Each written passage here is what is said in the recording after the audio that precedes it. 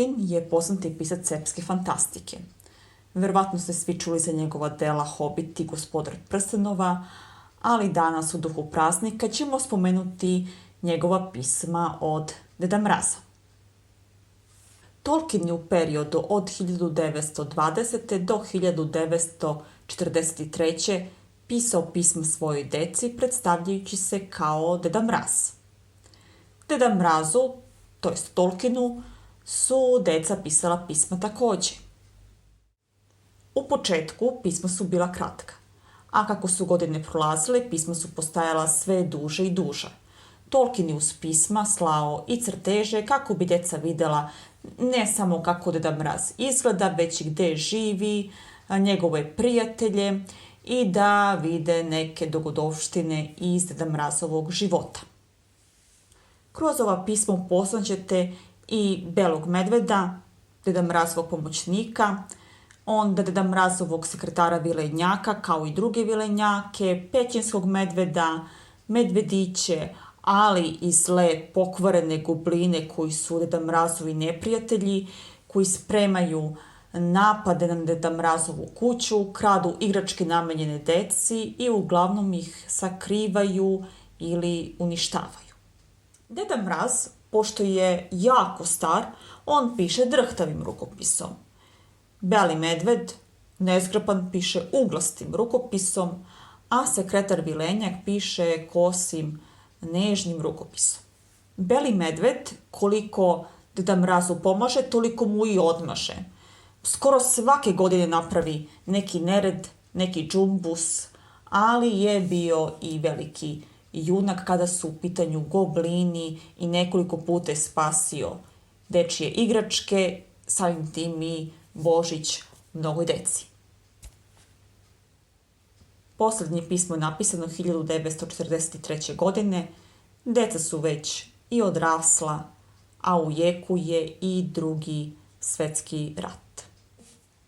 Tolkien jeste pisao pisma svojoj deci, ali ona ovako sastavljenu u jednu celinu čine knjigu namenjenu celoj porodici.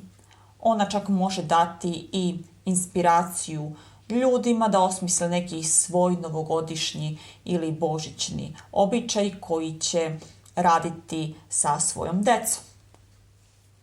Deda Mraz se zasniva uglavnom na liku Svetog Nikole koji je za života pomagao siromašnim. U Srbiji i mnogim zemljama ranije su se deca darivala na Svetog Nikolu, dok u Luksemburgu je Sveti Nikola i dalje dan koji je posvećen samo deci. Ali, odakle je baš Deda Mraz? Izraz Deda Mraz, baš Deda Mraz sa tim značenjem i izgovorom, dolazi iz Rusije. Deda Mraz jeste starac duge brade, ali umesto saonica sa irvasima i crvenog odela, uglavnom je nosio plavi kaput, pešačio je noseći svoj veliki čarobni štap, a ako bi baš i uzeo kočiju, tu kočiju nisu vukli irvasi, već su kočiju vukla 3 konja. Od pomoćnika nije imao vilenjake, već devojčicu Snjeguročku, za koju se veruje da je njegova unuka i koja je nosila srebrno-plavu odeću. Današnji prepoznatljiv izgled gde je Deda Mraz nasmijani rumeni dekica koji nosi crveno odelo i ima saonice sa irvasima je osmislila kompanija Coca-Cola pre malo manje od 100 godina. Tačnije 1931. Coca-Cola je pustila prvu reklamu sa svojim Deda Mrazom. Davno sam gledala dokumentarac gde se baš priča o Coca-Coli i nastanku njihovog Deda Mraza. Coca-Cola je izabrala crvenu boju zbog jačanja komunističke partije u mnogim zemljama. Pa su za svaki slučaj, ako komunizam zaživi, uzeli crvenu boju kao reklamni trik kako bi se Coca-Cola u tim državama bolje prodavala. I tako je crvena boja ostala kao zaštitni znak Coca-Colinog Deda Mraza i dan danas. U Rusiji je Deda Mraz bio na vrhuncu krajem 19. i početkom 20. veka. Ali 1919. godine se desila Ruska revolucija i Deda Mraz je povezan sa religijom i sa buržoazijom, dve stvari koje su tadašnji Rusi trebale biti uništene i Deda Mraz je zabranjen. 1928. su Rusi Deda Mraza proglasili za pomoćnika sveštenstva kako bi još više učvrstili njegov status prognanika i da se on ne proslavlja u zemlji.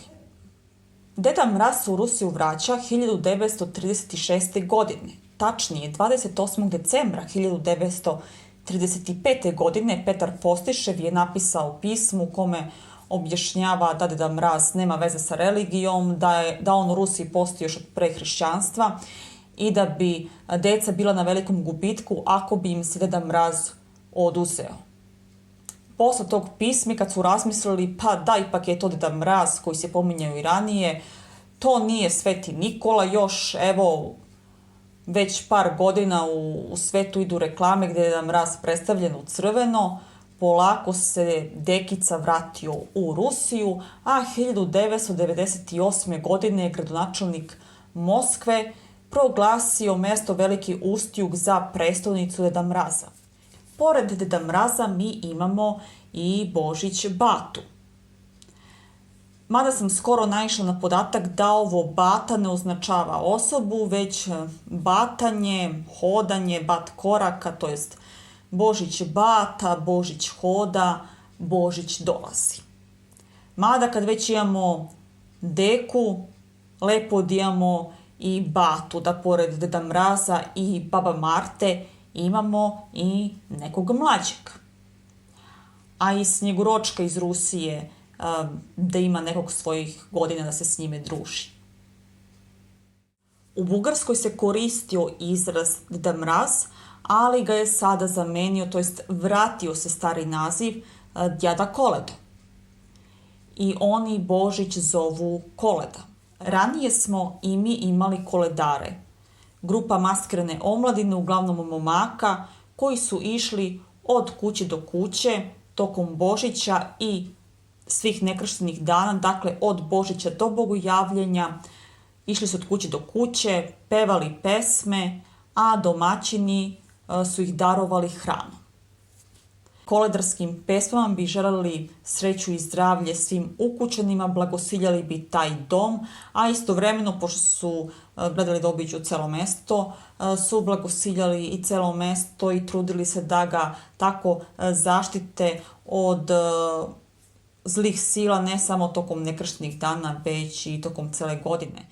Unazad dosta godina slušam ljude koji hvale tuđe običaje, tuđe praznike, pogotovo jedan praznik koji ima jako strašnu pozadinu i ružan naziv, ali se forsira u školama i ljudima se sviđa jer se koriste maske i kostimi.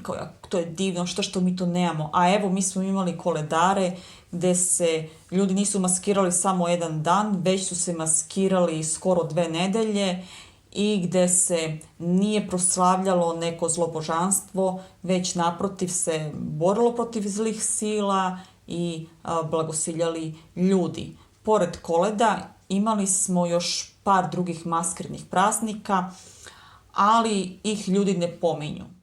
Nadam se da, kako vreme prolazi, da će se neki naši običaji i praznici koji imaju lepu priču i lepu pozadinu vratiti, ako ne na velika, ono bar na mala vrata.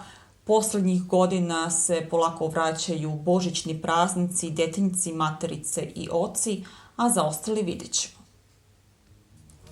Sada, da li vi slavite Deda Mraza, Božić Batu, Djada Koledu ili nešto četvrto, nije važno. Hvala vam svima što ste odgledali video. Želim vam prelepe novogodišnje praznike i vidimo se uskoro sa nekom novom pričom. Zdravo!